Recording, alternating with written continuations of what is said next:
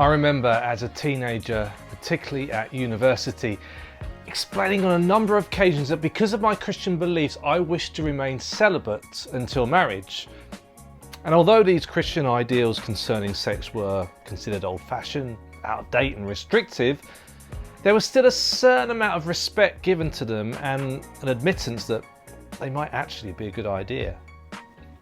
Now, the Christian worldview is deemed to be downright immoral, peddling dangerous medieval ideas about sex and sexuality and gender that threaten the health of society and go against the fundamental ideas of justice and human rights. So what has changed? What is the worldview that is driving a wedge between biblical teaching and society and pushing Christianity to the dark fringes of society?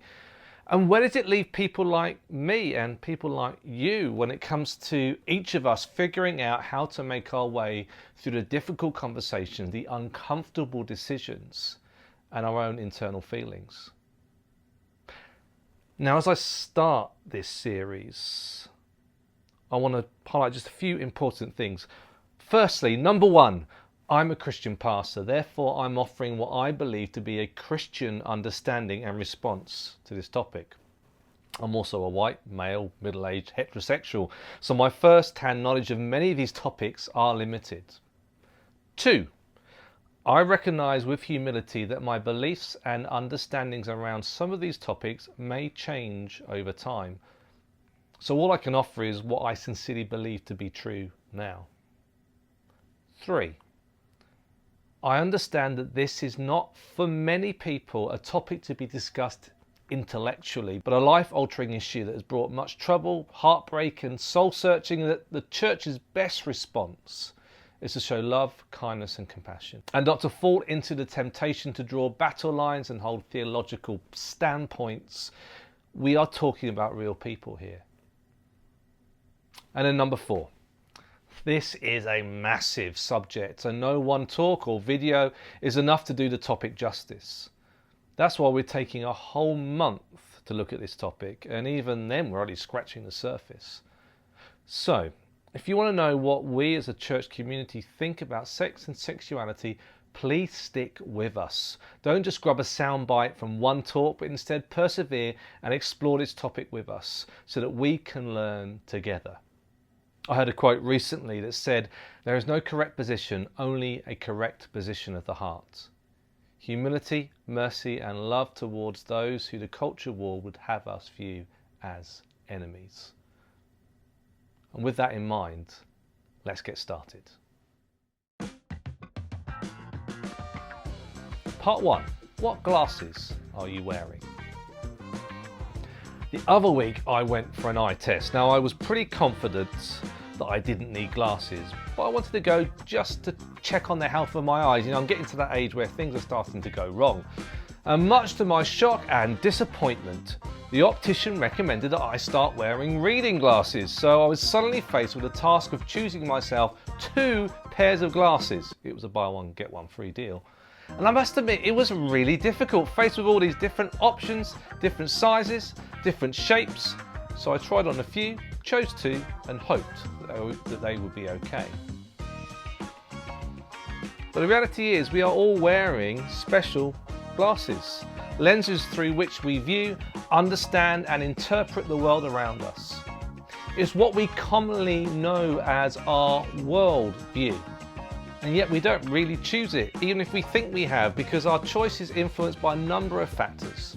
Our nationality, our family values, our life experiences, our friendship groups. Then put on top of that media, culture, school. There is so much out there that shapes who we are and what we think, what we believe to be true. What we believe to be truth. So, if it feels right to us, if it resonates with us, if it's affirmed by those around us, it must therefore be true. But are feelings and cultural affirmation really a good measure of truth? Could our worldview, these lenses we see the world through, possibly be misguided? I know that sharks are dangerous to humans. The fact of this has terrified me since I was a kid. I've seen pictures of them. Their bodies are perfectly formed killing machines. I've heard the news reports of surfers in Australia being killed by great whites, and my fears have only been confirmed by Jaws and the 7 Sharknado movies. And yet when you look at the statistics, we discover that between 2011 and 2017, only 50 people worldwide were killed by sharks, compared with 259 people being killed in the same period in selfie-related accidents. Then, when you discover that 100 million sharks are killed each year by humans, you realise that the truth is that humans are the danger, not sharks. Just because our feelings and society affirm something as true, it doesn't necessarily make it so. There's also a phenomenon known as illusory truth effects, which basically means that if you are told something is true enough times, then you will believe it is, even if you started off thinking it wasn't. It's a bit like famous people who start to believe that they're more special and more important than anyone else, because their entourage tells them over and over again that they are. And politicians and news media use the same technique to shape our thinking and persuade us that a falsehood is truth, even if it blatantly isn't. It's a bit like that kid's story of the Emperor's New Clothes, where a vain emperor was persuaded that he looked amazing in his new attire, when in fact he was completely naked, because no one would tell him the truth. Instead, they repeatedly affirmed the lie. It took the laughter of a small boy to discover the embarrassing truth. The great French thinker Gustave Le Bon quoted Napoleon when he said that there is only one figure in rhetoric of serious importance, namely repetition. The thing affirmed comes by repetition to fix itself in the mind in such a way that it is accepted in the end as a demonstrated truth. If we say something enough times, we will believe that it is true.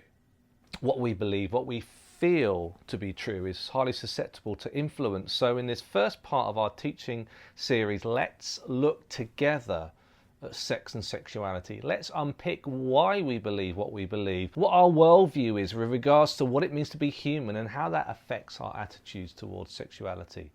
Let's try to understand some of the foundational truths that influence our worldview, and then we can compare those to what the Bible says is true. Part 2. The world. Am I just a soul in a body? I'm a big fan of science fiction. I admit it, I'm a bit of a Trekkie, though I haven't dressed up and gone to any conventions, at least not yet. And the storyline that often crops up across the genre of science fiction is the alien that has evolved from its corporeal body so that only its soul remains, no longer tethered to the inconvenience of flesh. Alternatively, some films and TV series look forward to a time when we can upload our consciousness into a robotic or virtual body that is far better than the one we were born with. In all these cases, who we are, our identity, has nothing to do with physical bodies. It's about our mind and our soul, our values, our thoughts, our emotions, our desires, all of which are separate to our flesh. And these fictional accounts are all indicative of a societal truth that creates a schism, a split between our biological body and the real me that's encased within it, our soul. So, do I get to decide, regardless of my physical biology, how I use my body to affirm the real, authentic me? An example of this is Rachel Dolezal, president of the National Association for the Advancement of Coloured People, or NAACP for short, and also university lecturer in African Studies. Rachel lost her job and position when it was discovered that she was not in fact black, as she claimed to be, but white, born of white parents. Rachel says this: "For me, how I feel is more powerful than how I was born. If somebody asks me how I identify as black. Nothing about whiteness describes who I am."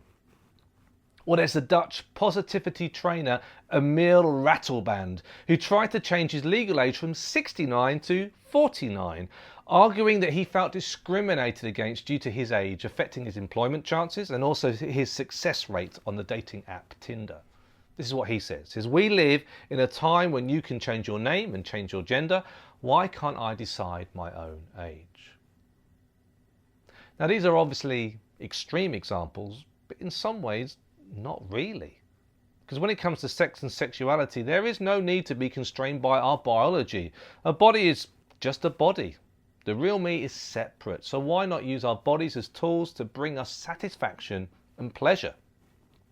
Our physical bodies are wet machines that can be used like any other machine. There's no morality involved, no right and wrong, though there is, of course, the responsibility to use this machine with due care and consideration of others, a bit like driving a car.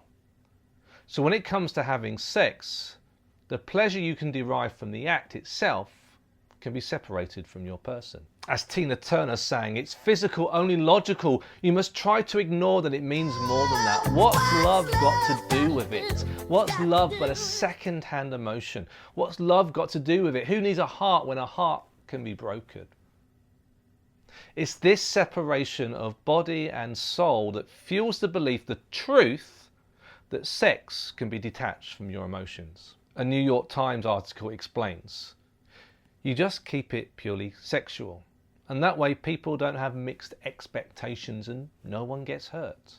Sex is just sex. We all have urges and desires that need to be satisfied, so why not enjoy it?" And this has led to a hookup culture aided by apps such as Tinder that allow people to meet up, engage in sex without the requirement of relationship or even conversation. Casual, no strings attached sex has become a leisure activity. Friends with benefits provides the trappings of a relationship, but without any depth or commitment. In fact, no emotional involvement is allowed, no vulnerability, because that would make you clingy, and that breaks the unspoken social rules of the hookup. Media outlets offer guides to navigating the sexual landscape with titles such as 12 Ways Not to Fall for the Guy You're Casually Hooking Up With, and The Relationship Game, How to Avoid Catching Feelings for Someone. Advice offered, for example, is to avoid making eye contact during sex. Drugs such as cocaine are recommended to dull the body's responses, and thinking of someone else during the act is suggested in order to disassociate the pleasure from the sexual partner. And pornography is this separation at its most extreme, reducing a body to the status of an object or sexual instrument. But is this all true? Can the body and the person really be separated? Is it possible to engage in passionate sex without passion, without emotion, without connection? In fact, science itself tells us no. The hormone oxytocin's a chemical released by the body during breastfeeding, and it increases an attachment between the mother and baby, stimulating an instinct for care and nurture. Oxytocin is also released during sexual intercourse, particularly though not exclusively in women.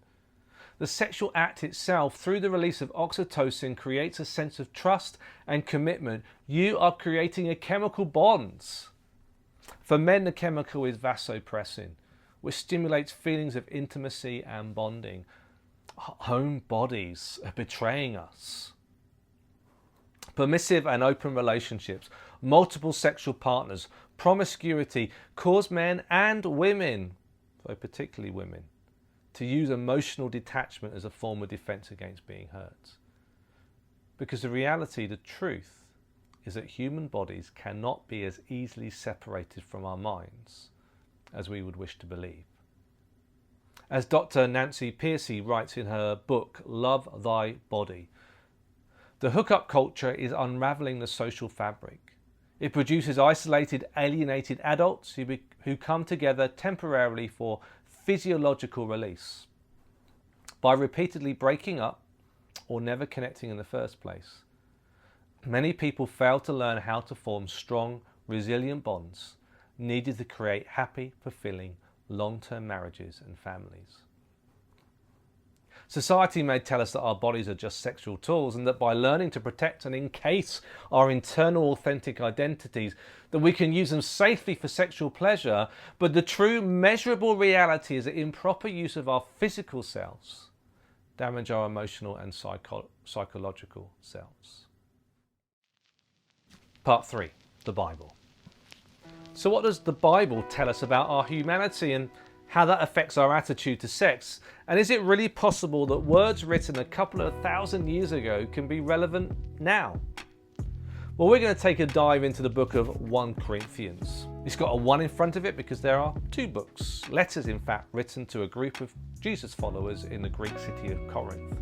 It's written by a guy named Paul, a hugely intelligent and influential Jew who had a miraculous transformation from a Christian hater to being a Christian himself when he met Jesus in a vision. In fact, Paul has written much of the New Testament. But first, just a little bit about Corinth. Corinth was a city with a bad reputation. It was a site of the temple to Aphrodite, the goddess of love, and therefore promiscuity and even prostitution was commonplace. Now, that Greek Corinth was totally destroyed before Paul came on the scene, but old habits die hard, and the now Roman colony was thoroughly Greek, Hellenistic in its cultural background. Now, Paul has a lot to say to the church in Corinth about marriage and sexuality. And we're going to look at just a few verses in chapter 6. Here's what it says in chapter 6, verse 12. I have the right to do anything, you say, but not everything is beneficial. I have the right to do anything, but I will not be mastered by anything. Verse 13. You say food for the stomach and the stomach for food, and God will destroy them both. The body, however, is not meant for sexual immorality, but for the Lord, and the Lord for the body. It looks like Paul is picking up on a couple of catchphrases here that perhaps the church in Corinth were using to justify their actions. I have the right to do anything. Maybe this was based on Paul's teaching that because of Jesus, his followers are no longer bound by rules and regulation. They have freedom.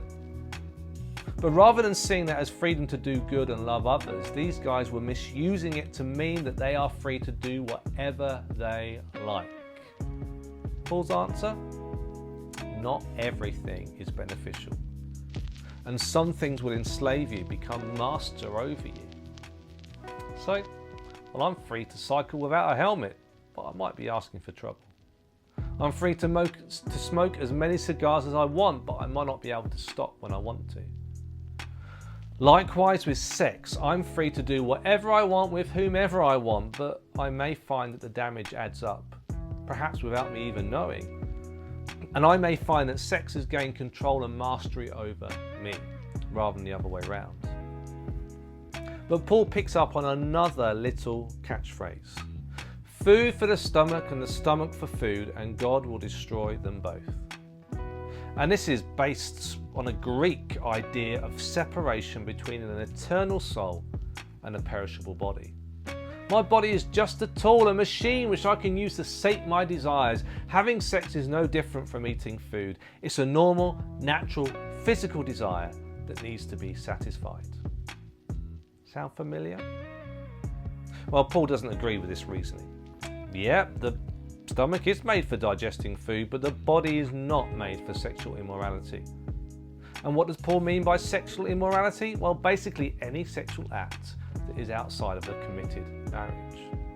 And by body, Paul means more than just our physicality, our flesh, but our whole being, our personality, every part of us, inside and out, physical, mental, emotional, every part of it created by God to worship God and reflect Him as our Creator. The theologian Tom Wright writes this in response to this passage. What you do sexually, you do with your whole self. There is no separation, no disconnect between the sexual act and the soul engaging in it. They're all wrapped up in the same package. Paul then goes on to explain using Jesus, whom he calls Lord. Verse 13, the body, however, is not meant for sexual immorality, but for the Lord, and the Lord for the body. Verse 14, by his power, God raised the Lord from the dead, and he will raise us also. So we are going to be resurrected from the dead, not as disembodied souls floating around, but as physical bodies bearing a resemblance, even the scars of our current body, just like the resurrected Jesus. The Bible does not reject the physical as unimportant. In fact, it's so important we get an upgrade. And Paul goes on in verse 15, do you not know that your bodies are members of Jesus Christ himself? Do you not know that your bodies are members of Christ himself? Shall I then take the members of Christ and unite them with a prostitute? Never. So here Paul is saying that when we become a follower of Jesus, the Holy Spirit, the Spirit of Jesus, makes its home within us, becomes part of us and unites us not only with him, but with all believers. But Paul is using this to say something really important about sex. That the physical act joins you to another person. So how can you then take your body that is united with Jesus and then unite it with a prostitute? Paul is adamant that this is really bad. And Paul here is picking up on a biblical principle of marriage as laid out in the creation account in Genesis. That's the first book in the Bible. This is what it says in Genesis chapter 2, verse 24. That is why a man leaves his father and mother and is united to his wife, and they become one flesh. Sexual union is described here as becoming one flesh, exclusive, permanent, sealed by God. And when sexual union is first mentioned between Adam and Eve, the writer uses the Hebrew word, yada, which modern Bibles translate as made love, but what it actually means is to know by experience, a profound, intimate connection between two human beings. There is no hint here of sex being a purely physical act, separate from the actual person. For Paul, and for God, who invented sex in the first place, sexual union is all about connection, intimacy, and a deep knowledge of your partner. So much so that the Bible is clear that the only safe place to share this kind of intimacy is within the confines of marriage. Here's a formula for you. Vulnerability plus uncertainty equals insecurity. Vulnerability plus permanence equals intimacy. However you look at it, sex is a vulnerable act. It requires a sharing of a part of yourself that is usually kept private. Without the certainty and permanence of a faithful, loving marriage, that sharing of yourself will only lead to insecurity, issues with self-confidence, body issues, emotional frigidity, and a reduced chance of making a permanent loving connection through marriage. Paul goes on to tell his readers in Corinth in verse 18, flee, run away from sexual immorality. Why? Well, this is what Paul says. All other sins a person commits are outside the body, but whoever sins sexually sins against their own body. If you get this wrong, you can wreak untold damage upon your body, not just your physical self, because if that was the case, it would just take the necessary precautions. Practice safe sex, be wise, be sensible, be responsible. No, Paul wants us to realize that sex by its very nature will transform you in your entirety, for good or bad, inside and out. So run away from the kind of sex that can damage you, mind, body, and soul. So as we close and moving forward, 1, handle yourself with care. Your body is not at all a mere instrument that can be used with impunity. How you use your body sexually will affect you in far deeper ways than you will initially realize. It can leave scars that will take a long time to heal and possibly affect your future relationships. But 2, it's never too late. When I was younger, I was told that sexual intimacy is a bit like sticky tape, sellotape. Every time you engage in a sexual relationship with another person, you stick to them, you join with them in an emotional and spiritual way. And the problem with sticky tape is that the more you use it, the more it loses its stick until it won't stick at all. Likewise, the more different sexual partners you have, the more difficult it is for you to bond intimately, to stick to another person. But with God, it's never too late to change. And no damage is too far gone to repair. God can heal you. He can make you whole again. He can give you a hopeful, positive future, regardless of the mistakes you may have made in the past. And thirdly, God is welcoming you with open arms. One of the worst mistakes I think we can make is believing the lie that because of our sexuality or the ways in which we have been engaging with sex, that we are unacceptable to God, that we're the wrong sort of person, or we're too dirty, or we're messed up too many times. That just isn't true. No matter who you are or what you've done, God accepts you fully just the way you are. You don't need to change. You don't need to have it all worked out. Let Jesus do that for you. He's waiting for you to open the door. So let him in to start a new work in you.